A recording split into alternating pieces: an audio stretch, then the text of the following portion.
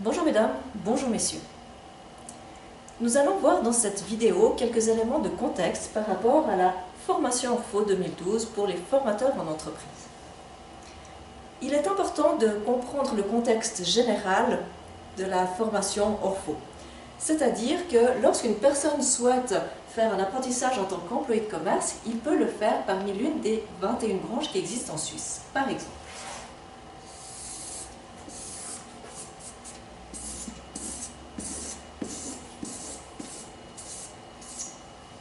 Nous avons banque,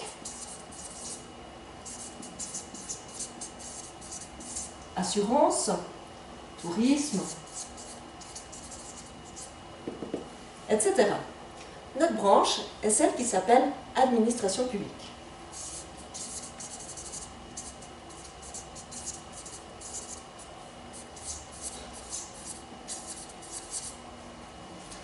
Dans cette branche administration publique, nous allons retrouver deux sortes d'apprentis. Soit les apprentis qui travaillent au canton, ou ceux d'une commune.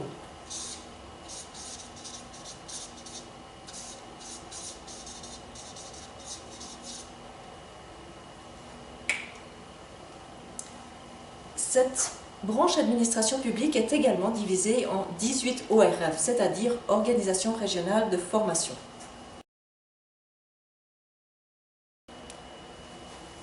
Comme vous pouvez le voir à l'écran, il y a 3 lieux de formation. Le plus important que vous connaissez évidemment, l'entreprise, les écoles professionnelles, qui font plutôt de la théorie, et puis ce qu'on appellera les cours interentreprises, c'est-à-dire là où nous aurons des connaissances spécifiques. Il est important de comprendre que les cours interentreprises sont en lien avec ces 21 branches. C'est-à-dire que lorsque un apprenti employé de commerce va faire son apprentissage, par exemple dans une banque, il aura des cours interentreprises en lien avec sa branche. Les cours interentreprises chez nous seront donc des cours interentreprises en lien avec l'administration publique et donc des éléments en lien avec le canton et la commune. A l'inverse, dans les cours théoriques, tous les apprentis de toutes les branches sont mélangés.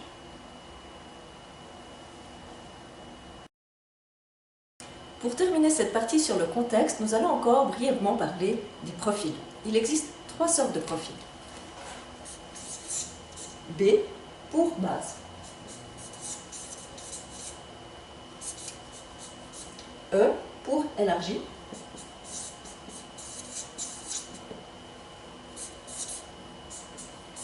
M pour la maturité.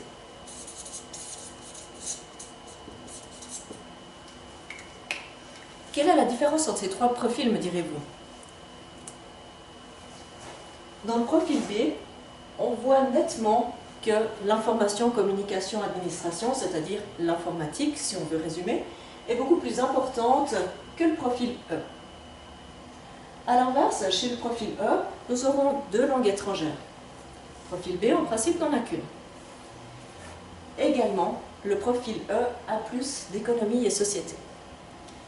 À savoir que les 2 profils auront le même nombre de périodes dans les écoles et que le seul endroit où il y a une différenciation de profil B, E ou M est sur les 3 lieux de formation uniquement dans l'école.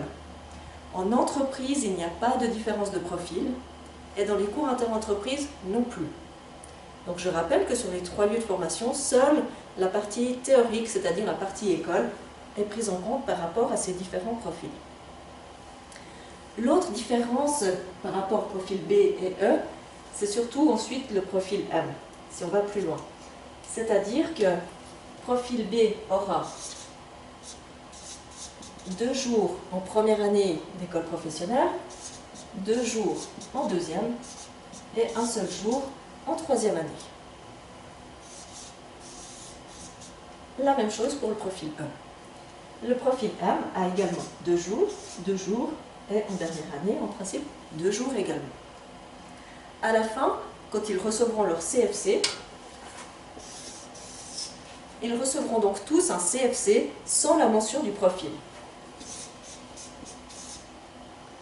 La maturité recevra également le même CFC, plus sa maturité. Il reste encore un dernier profil. Ce n'est pas en lien directement avec l'apprentissage, quoique. C'est celui qu'on va appeler les stagiaires 3+1.